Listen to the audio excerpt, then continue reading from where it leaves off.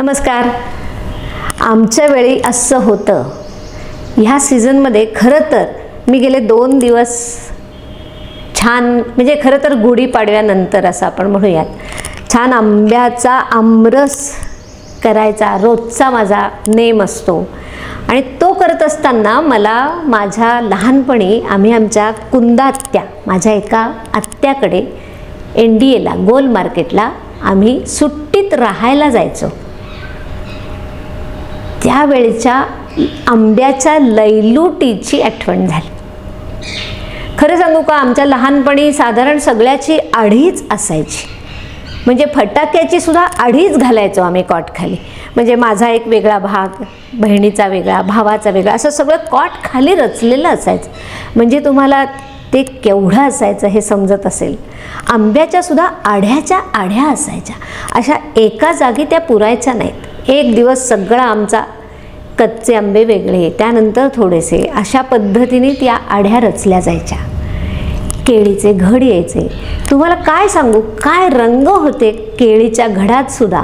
अगदी हिरवागार, त्यानंतर थोडासा पिवळेपणाकडे आलेला, त्यानंतर हिरवा आणि पिवळा असा एक घड मिक्स झालेला, त्याच्यानंतर थोडा पिवळेपणाकडे आलेला, अशी ती केळीच्या घडाची रंगाची किमया. तशीच आंब्याची.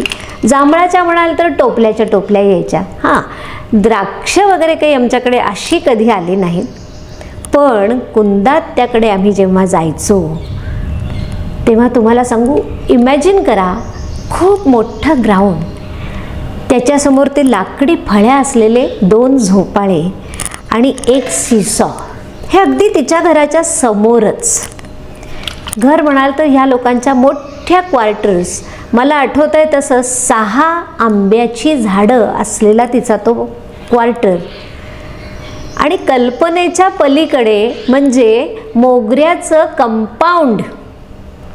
घरात शिरताना डबल मोगऱ्याने बहरलेलं मोगऱ्याचं कंपाऊंड. याच्यातून आम्ही आत जायचो.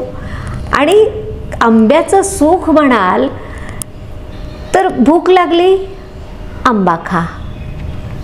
जेवायची वेळ झाली, जा झाडावर चढून आपल्याला पाहिजे तेवढा आंबा काढून आणा. संध्याकाळची वेळ झाली, खायला काहीतरी हवं आहे, आंबा घालून शिरा खा. रात्रीची वेळ झाली, पोळ्या करा किंवा ब्रेड आणा आणि त्याच्याबरोबर आंब्याचा रस घातलेलं कस्टर्ड. आमच्या आयुष्यात आम्ही पहिल्यांदी कस्टर्ड काय असतं हे बघितलं. कारण आमच्या आत्याच्याकडे कस्टर्ड होणे हे अगदी सहज होतं असं आमच्या लक्षात आलं. पण ती गोष्ट आम्हाला वर्षातनं एकदाच मिळायची. कारण आमच्याकडे म्हणजे आमच्या घरी आमची आई आंब्याच्या म्हणजे साखर आंब्याच्या 8 बरण्या, अंजिराच्या पाकाच्या 2 बरण्या, जांभळाच्या पाकाच्या 2 बरण्या, अननसाच्या पाकाची 1 बरणी, कारण आमच्या बाबांना तो फार बहुतेक आवडायचा नाही, आणि फणसाचा पाक. आमच्याकडे काही नातलगांना आमच्या आठवतही असेल की लोक त्या बरण्याही बघायला यायची, की आईचा मे महिना झाला की त्या बरण्या अशा स्वयंपाकघरात लागलेल्या असायच्या. लयलूट काय असते फळांची, तीही अशी आम्ही अनुभवलेली.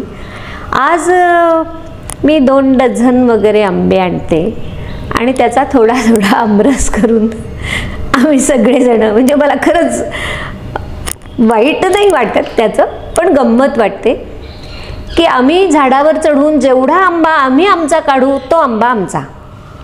मग त्याच्यात आम्ही छोटी छोटी गंमतही करायचो, कारण आमच्या छोट्या भावंडांना वर चढायलाच यायचं नाही.